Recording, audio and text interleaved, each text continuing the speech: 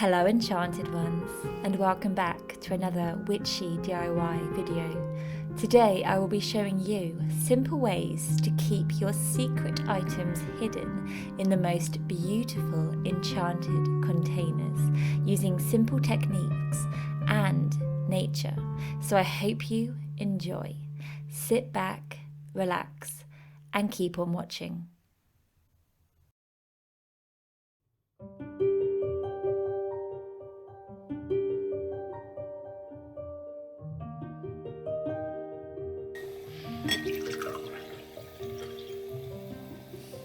Hello Enchanted ones, and welcome back to another video. This week I thought it'd be best to do some cozy crafting inside as the weather doesn't look great. So I thought to do something that I've been putting off for a year now maybe, and that is to make over one of my spaces, one of my secret spaces. Now I use this space for a lot of my piano music and just kind of general paperwork, but I thought it would be a great idea to show you how to make a secret space if you are a witch in the closet, or if you are somebody that wants to keep things hidden or just make over things in general. Let me show you my secret hidden space. My hidden space is underneath my piano, and as you can see, it's not very tidy at the moment. There is mess everywhere and I cannot stand it anymore. The first thing I did was go to the craft shop and I picked up these storage containers to get rid of the build-up of the new books. These containers are so useful as you can put your books in them and then turn them around, and whatever is in them is kept out of sight. Even though I sorted out the clutter, I didn't want these to even look like storage containers. I wanted to confuse people even more and have them look like old giant books. To do this, I bought huge A2 pieces of card, and these would act as the wrap around my books so I could have a blank canvas to work on. I simply drew around the containers so I would have a simple blueprint of each one on the card, making sure the dimensions were right as I flipped it one side to the other. Unfortunately for these containers, I couldn't remove the clasp at the front, so instead I came up with a special idea. When I drew around the middle of the container, I made this part an inch longer, so when I glued it onto the book, it would create a circular looking spine to the book. After I made 5 cardboard cutouts, I cut them all out and then scored each one down each seam, so the folds would look perfect and crisp. And then I could wrap them around the box perfectly, like a big warm hug. Next, I glued the card onto the containers using a glue gun to help me.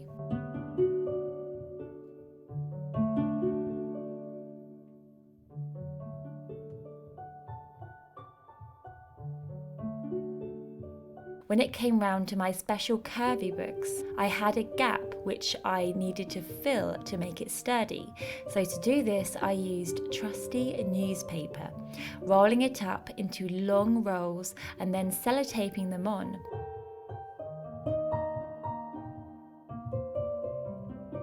I glued the cardboard over this and it made a nice sturdy structure.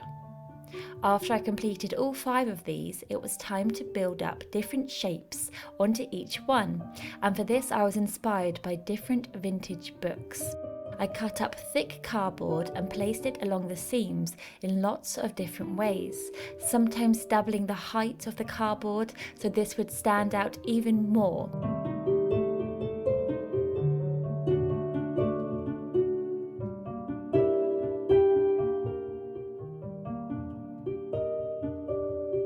For the last part of building the shape, I used my favourite, tissue paper and glue.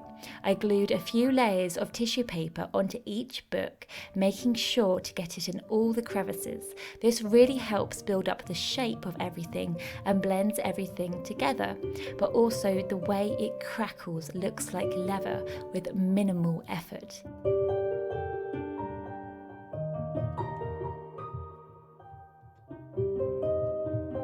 Bear in mind, I was doing 5 of these, so they did take quite a long time, a whole evening in fact, but it was so worth it for the results I got in the end. Once I'd finished all the layers, I left these to dry overnight. The next day, it was time to paint them. I chose colours that suited my Enchanted theme. I don't really like too many colours when it comes to my decor, so I chose a few, my favourite being an orange undertone brown, as it gives me a warm forest Enchanted vibe. I painted each container a block colour first, and whilst it was still wet, added black, which I painted around the edges and padded onto the sides.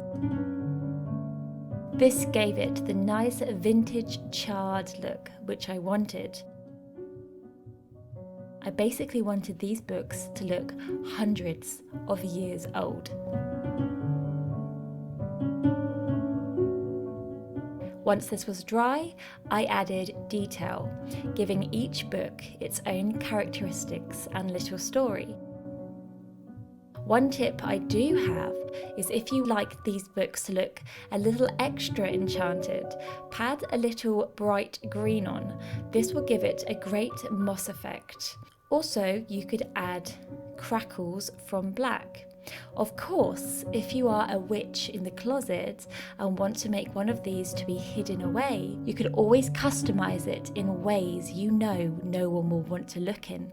Perhaps the name of a book you know your visitors will find boring and never want to investigate. My favourite ideas are pylons in the 21st century and the history of the lampshade, but I would love to hear your ideas below. Once I had finished painting, I left them to dry. In the meantime, I looked back at my secret space to make over the next thing, these 2 boxes. Of course, if you want to keep anything hidden at all, a box is a great way to hide it away. I used to love these boxes, but I wanted to give them a makeover to make them fit in with my colour scheme, but also this time my love for nature. To my surprise, on Friday, it was a lovely sunny day, so when I looked outside, I was given an idea to travel into the woods to do a very special craft to make over these boxes.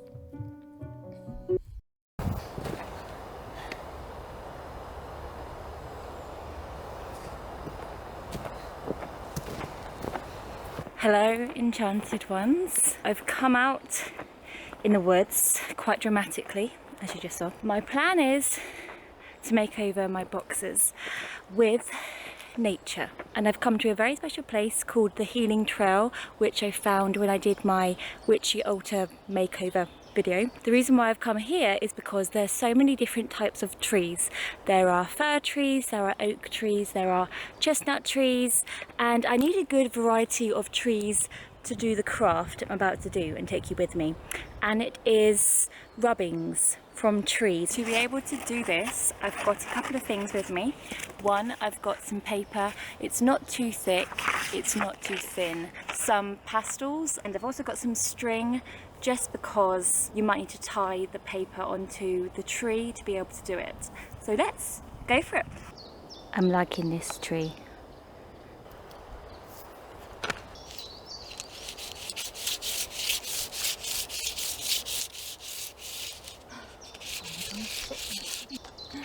It did something. Oh, yes. This is my next chosen subject.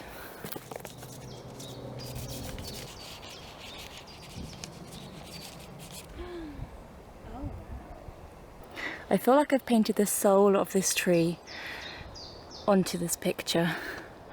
Let me see.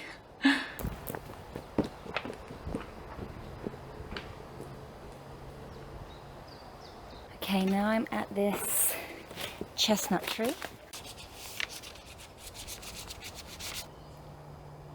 Cool. I love it. That's so cool.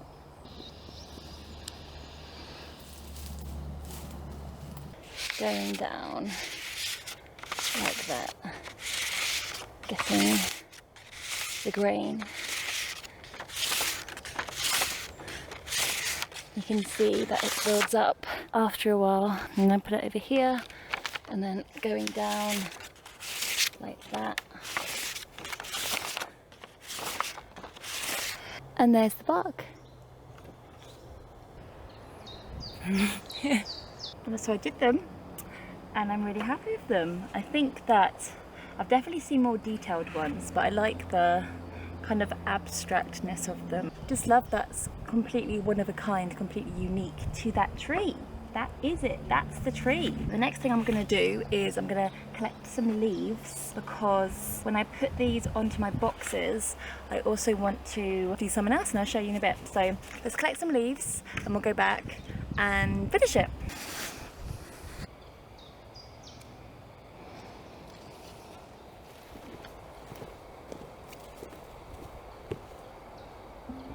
When I arrived home, I got to work. I laid out the boxes and the rubbings onto the grass and decided which ones I liked best to be put on top of the boxes. When I had decided, I'd lay these onto the grass and put the lids on top, drew around them, cut them out, and glued them on top. I used a water-based glue for this.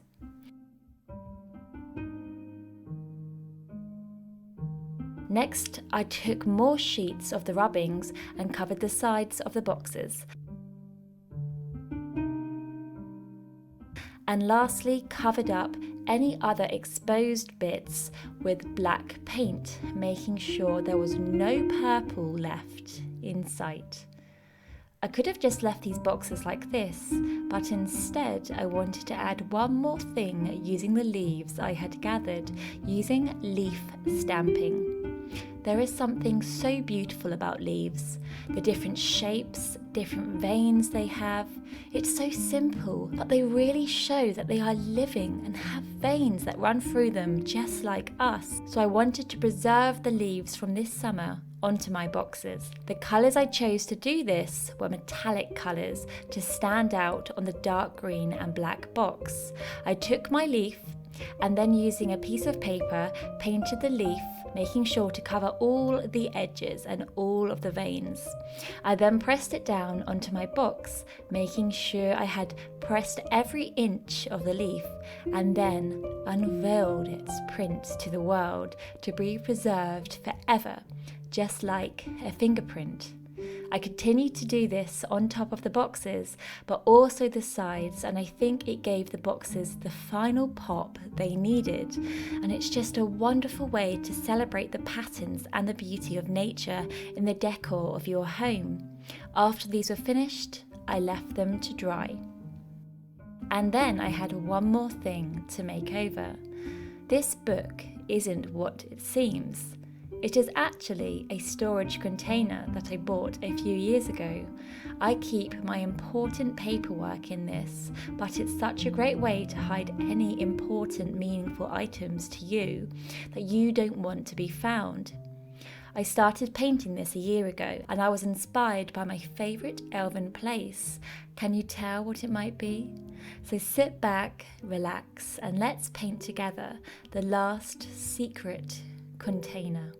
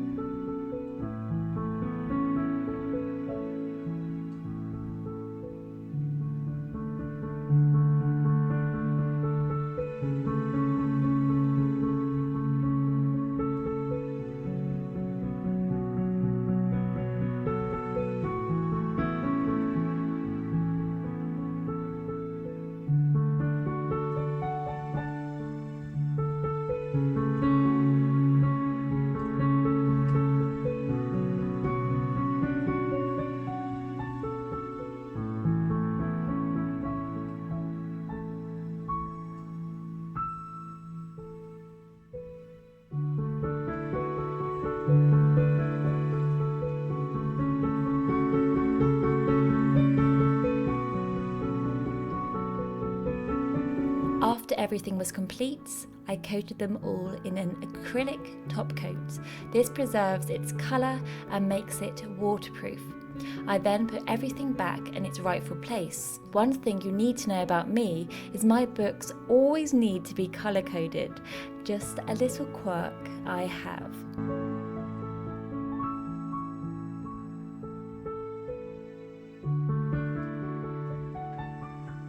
I also hung books from the top of the piano, which I added ivy to give it an overgrown feel. And at last, everything was complete. I hope you enjoy.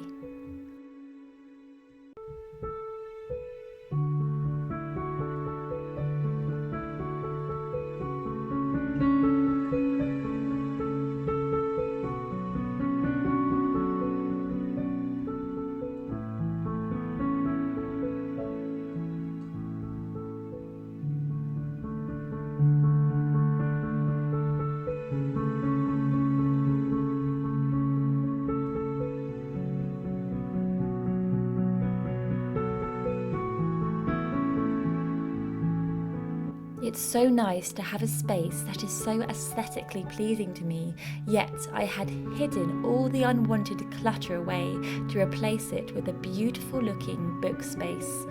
And oh, how I wish I could stare at it forever.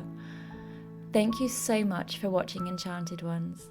Please let me know what was your favourite below, and I do wish you luck with creating your secret spaces at home.